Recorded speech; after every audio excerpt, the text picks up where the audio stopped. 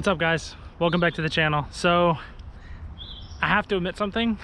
I have a little bit of a problem.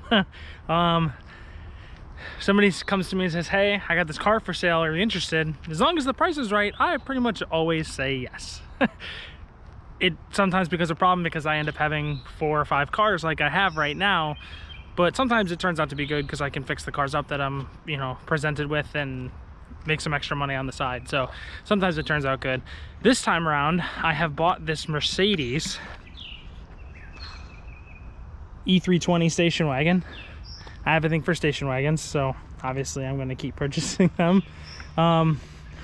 Everything looks okay until you get to this side.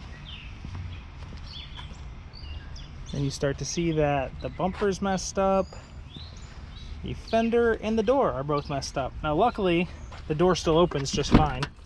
Makes a little bit of crunching noises when you open and close it, but it still opens and closes. It doesn't have any problems. So it's drivable and usable right now, but my plan is to get this fixed up and get this thing sold after driving it. Probably drive it for a little bit just to see what it's like and see if I prefer it over my wagon.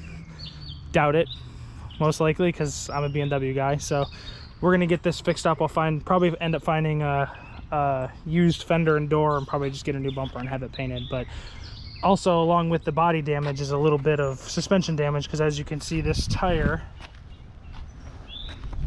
is kicked way out in comparison to that tire. So I'm about to put it up on the lift and figure out what's going on with the suspension, so we'll go over that.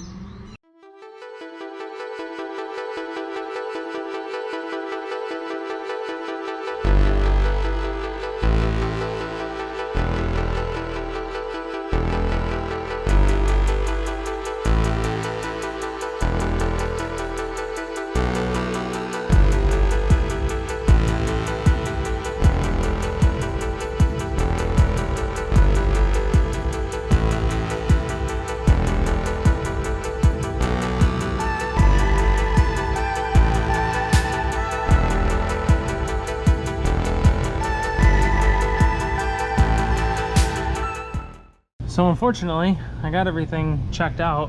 The wheel bearings seem to have a little bit of play. I'm not 100% sure. I'm gonna look into it, but I think these are actually like almost like the front of like a pickup truck where they're serviceable and you can tighten them up. So I think I'm gonna look into getting that done.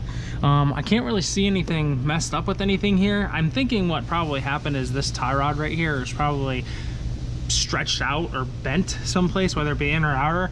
So I'm just probably going to replace that side. In the meantime, I'm going to check to see if the alignment will actually come in on this side just by adjusting it. I'm going to try that and we'll see if it comes in on that side that I know there's nothing else bent as far as this arm or this arm goes, or steering knuckle or upper control arm, if it's able to be within spec. So I'll get it. I'm going to try to adjust just this side and then we'll go from there.